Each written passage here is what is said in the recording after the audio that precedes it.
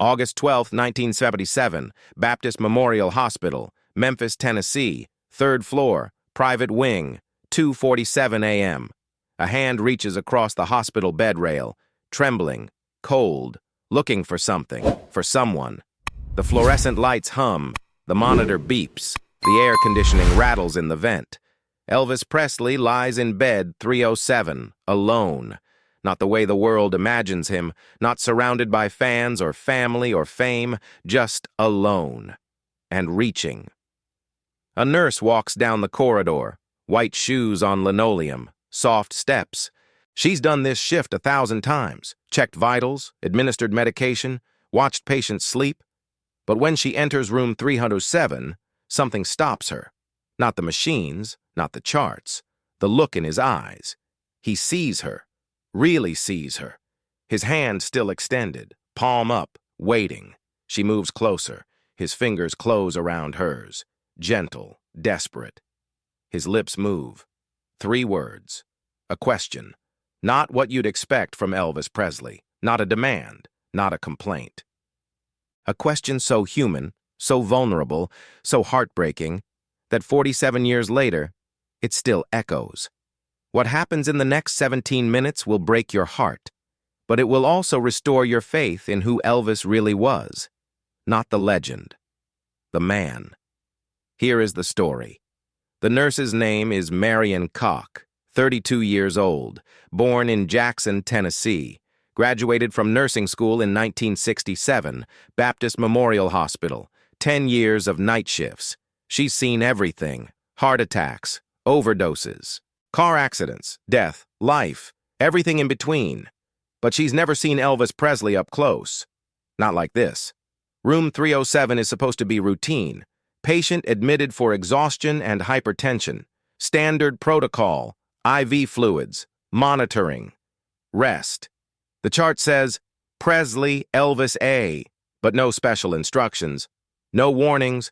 Just another patient. Marion knows who he is, of course. Everyone in Memphis knows who he is. The king. The legend. The man who changed music forever. But to her, tonight, he's just a patient in bed 307. Until she walks in. Until she sees him. Until everything changes. The room is darker than it should be. Elvis asked them to turn off most of the lights. Too bright, he said. Hurts my eyes. So now just one small lamp in the corner, casting shadows, making the room feel smaller, more intimate, more lonely. Marion checks the IV line first. Standard procedure. Flow rate normal. No air bubbles. No infiltration. She reaches for the blood pressure cuff. Elvis's voice stops her, not loud, barely a whisper.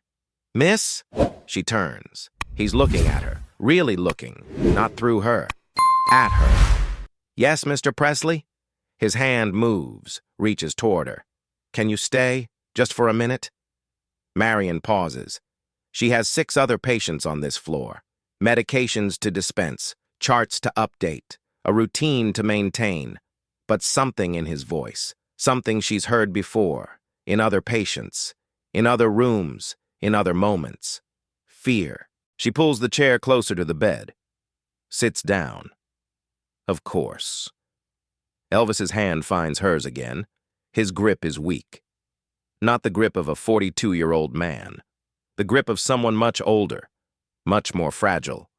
His fingers are swollen, the rings gone, removed for the IV. For the first time in decades, his hands are bare. Quick thought. Have you ever felt completely alone even when surrounded by people? Drop a comment. Marion looks at him. This close, she can see past the image. Past the black hair dyed to hide the gray. Past the pale skin, depleted from months of insomnia. Past the puffy face bloated from medication. She sees the eyes. Blue. Tired. Afraid. Human. Mr. Presley? The doctor said. You need rest. I know. Then why are you awake? Elvis doesn't answer right away. His thumb moves across her knuckles.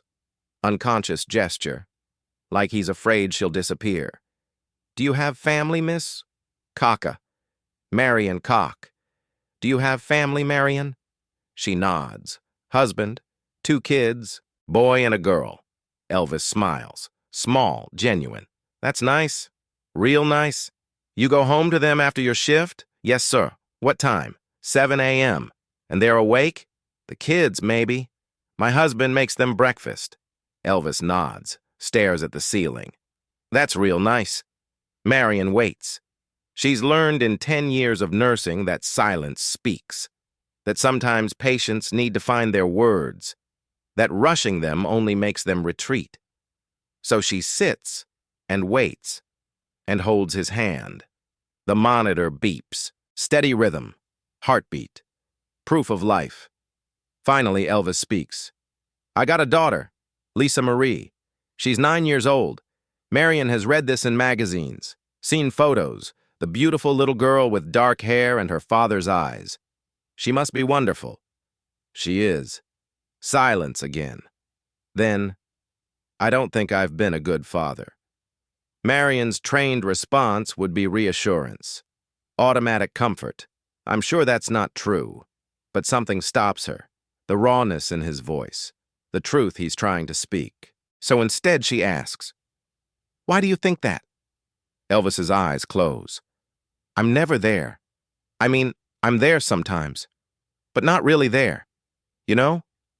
Marion knows. She's seen it in her own life. Her husband working double shifts, present but absent, body but not mind. I think I understand, Elvis continues. It's like I'm watching my life happen to someone else.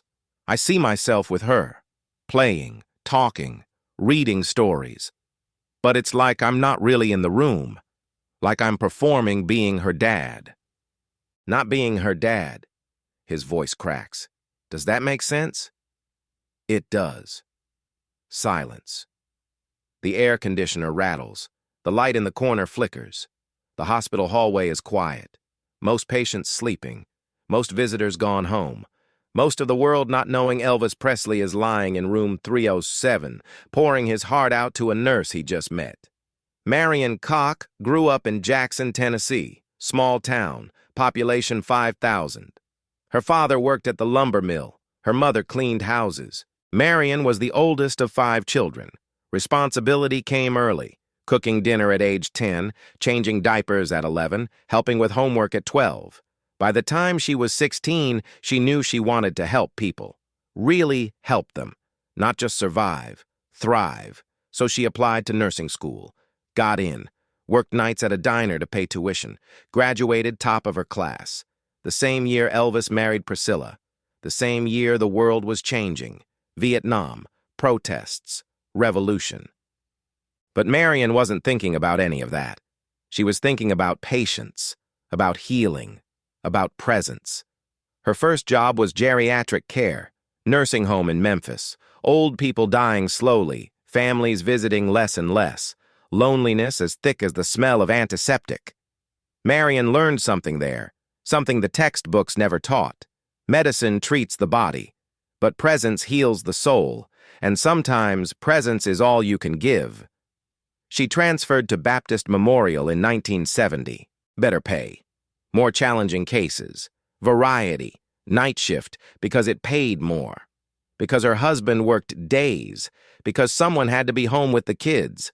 For 7 years, she's walked these halls. 3 p.m. to 7 a.m., 4 nights a week. She's held hands of strangers as they died. She's whispered comfort to people who had no one else. She's been a daughter to the forgotten, a sister to the alone, a mother to the scared. She's seen celebrities before, athletes, politicians, local TV personalities. They all think they're special. They all expect special treatment. Most of them are demanding, entitled, impatient. But Elvis is different. She realizes this within the first minute. He's not asking for special treatment. He's asking for human connection. And there's a difference, a profound difference. Elvis's hand tightens around hers. Marion? Yes? Can I ask you something? Of course. He takes a breath, holds it, releases it slowly. Do you think people can change? Like, really change?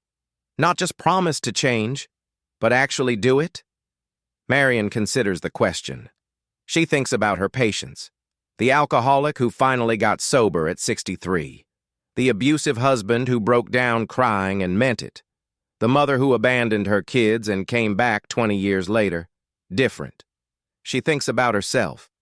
The shy girl from Jackson who became someone who holds strangers' hands in the dark. I think people can change.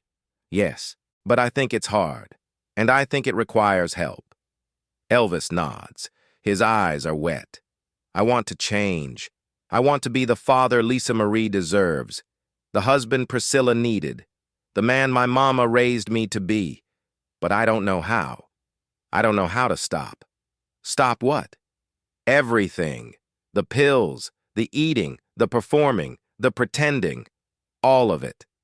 I don't know how to stop being Elvis Presley. And I don't know how to just be Elvis. Marion's heart breaks, not because she's starstruck, but because she recognizes the pain. Universal pain. Human pain. The pain of losing yourself, of becoming the mask, of forgetting who you were before the world told you who to be. Mr. Presley, Elvis, Elvis. I think the first step is admitting it, which you just did. I've admitted it before, to doctors, to family, to myself at 3 a.m. But then the morning comes, and I go back to being him, the him everyone expects. Who do you want to be? Elvis looks at her, really looks. I want to be the kind of man who's there when his daughter wakes up, who makes her breakfast, who drives her to school, who knows her friends' names, who tucks her in at night, every night. Not sometimes, every night. His voice breaks completely now, tears rolling down his face. I want to be someone she remembers as her daddy, not as Elvis Presley who happened to be her father, just her daddy. Marion doesn't speak. She just squeezes his hand, lets him cry, doesn't try to fix it, doesn't try to comfort with empty words, just witnesses, just stays, just is present, because sometimes that's all healing requires, presence. The clock on the wall reads 3:15 a.m., 28 minutes since Marion walked into room 307. She should be doing her rounds, checking on bed 311, the heart patient, bed 314, post-surgical, bed 319, the diabetic woman who can't sleep. But she doesn't move. Something tells her this moment matters, that this is why she became a nurse, not for the medicine, for this, for witnessing human vulnerability, for holding space for pain, for being the person in the room when someone finally tells the truth. Elvis wipes his face with the back of his free hand, his other hand still holding Marion's. I'm sorry. For what? Breaking down like this. You're a nurse, not a therapist. Marion smiles gently. I'm both tonight. Elvis almost laughs. Small sound, broken but real. Thank you. You're welcome. He looks at her again, searches her face. Can I ask you one more thing? Anything. Elvis takes a deep breath. This is the moment. The question. The one that will stay with Marion Cock for the rest of her life. Do you think my daughter will remember me? Marion's breath catches. Of course she will. Elvis shakes his head. No. I mean really remember me. Not the pictures, not the movies, not the songs. Me. The person. The dad. Will she remember me holding her hand? Or just remember people telling her I held her hand? Will she remember my voice when I sang to her? Or just remember hearing my voice on records? Will she remember me? Or just remember the idea of me? Marion's throat tightens. She's never been asked a question like this. So raw, so vulnerable, so impossible to answer. But she tries. I think, she says slowly, measuring each word. I think she'll remember what you give her. If you give her memories, real ones, made with presence and attention, she'll remember. But if you give her absences, even loving absences, that's what she'll remember too. Elvis nods, eyes closed, tears still falling. That's what I'm afraid of. Then change it. I don't know if I have time. You have now. You have tomorrow. You have the next moment and the next. That's all any of us have. Elvis opens his eyes, looks at this stranger who somehow understands. This woman he'll never see again after tonight. This nurse working the night shift who's giving him more honesty than anyone has in years. What would you do? If you were me? Marion doesn't hesitate. I'd go home, I'd cancel the tour, I'd stop the pills, I'd get real help. And I'd show up. Every single day, even when it's hard, especially when it's hard, I'd show up for my daughter until showing up becomes who I am instead of what I do. Elvis is quiet, processing, considering, fighting with himself. The monitor beeps. The air conditioner rattles. The hospital sleeps. Finally, he speaks. You're right. I know you're right. I just don't know if I'm strong enough. Marion squeezes his hand one more time. Then you find people who are strong enough to help you be strong enough. Nobody does this alone, Elvis. Nobody. She stands up slowly, her shift calling her back, other patients needing care. But she pauses at the door, turns back. Elvis is watching her. Marion? Yes? His voice is small, grateful, broken. Thank you for staying. Thank you for not treating me like Elvis Presley. Thank you for treating me like a person. She smiles. You are a person. Don't forget that. She walks out, soft footsteps on linoleum, back to her rounds. Elvis lies alone in bed 307, staring at the ceiling, thinking about his daughter, thinking about change, thinking about time. 4 days later, on August 16, 1977, Elvis Presley dies at Graceland. He never makes it home to show up the way he wanted. He never cancels the tour. He never stops the pills. He never gets the chance to become the father he described to Marion Koch in the dark hours of August 12th. The conversation stays between them. Elvis tells no one. Marion tells no one. It's private, sacred. A moment of vulnerability that belongs only to that night, that room, that hour. But Marion never forgets. In the days after Elvis's death, Memphis mourns. The world mourns. Graceland is surrounded by thousands of grieving fans. The news covers every detail: the funeral, the tributes, the legacy. Marion watches from home, her shift covered by another nurse, too shaken to work. She sits on her couch, her husband beside her, her children playing in the next room, and she cries. Not for Elvis Presley the star, for Elvis the man, the scared man who asked if his daughter would remember him, the vulnerable man who wanted to change but didn't know how, the human being who died before he could become who he wanted to be. She thinks about that question for weeks, months, years. Do you think my daughter will remember me? And she wonders. Does Lisa Marie remember? Does she remember the real moments? Or just the mythology? Marion doesn't speak publicly about that night for 32 years. Not to reporters, not to Elvis biographers, not to documentary filmmakers. It's not her story to tell. It's Elvis's. And he's not here to consent to its telling. So she stays silent, holds it close, lets it shape how she treats every patient who comes after, every frightened person, every vulnerable confession, every 3 a.m. breakdown. She holds their hands, she stays, she witnesses. She treats them like people, not conditions, like souls, not celebrities, like humans worthy of presence and truth. In 2009, Marion Koch retires from nursing, 42 years of service. Baptist Memorial Hospital throws her a party. Cake, cards, speeches about her dedication, her kindness, her legendary bedside manner. Someone asks her about the most memorable patient she ever treated. Marion smiles, doesn't answer directly, just says, I've been blessed to sit with people in their most human moments, that's enough. But that night, at home, she writes it down. Everything, every detail of August 12, 1977, the time, the room number, the lights, the conversation, the question. She writes it in a journal she's kept since nursing school, pages and pages of patient stories, anonymized, most of them. But this one she names, because he's gone, because enough time has passed, because maybe someone needs to know that Elvis was human, that he was scared, that he wanted to change, that he asked a stranger if his daughter would remember him, that he cried, that he held her hand like a lifeline, that he was, in that moment, not the king, just a father who was running out of time and knew it.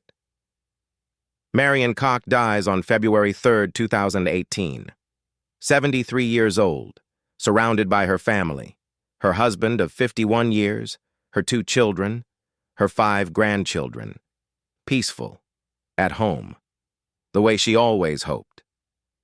Her daughter finds the journal 3 weeks later while sorting through her mother's things, leather-bound, worn from decades of use, filled with stories.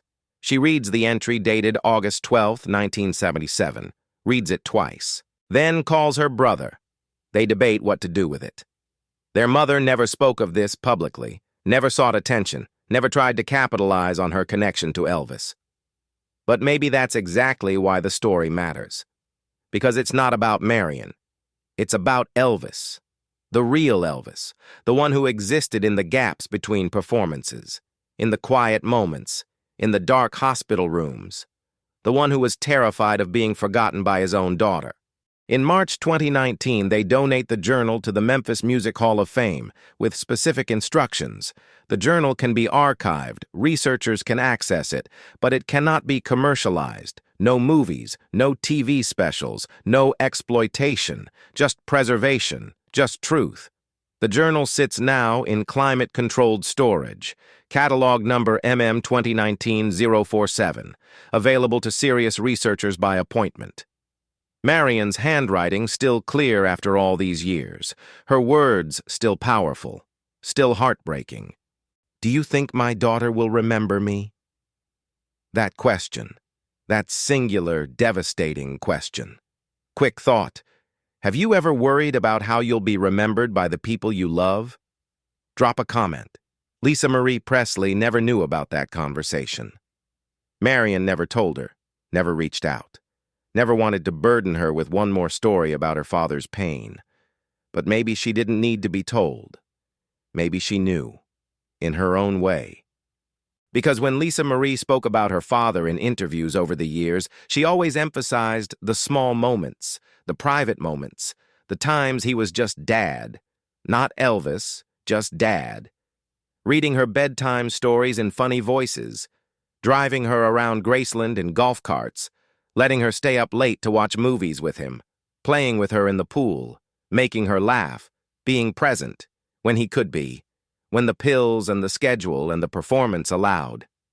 Those were the moments she held on to. Those were the memories she chose to keep. Maybe that's the answer to Elvis's question. The one he asked Marion Koch at 3 a.m. on August 12, 1977. Yes, Elvis.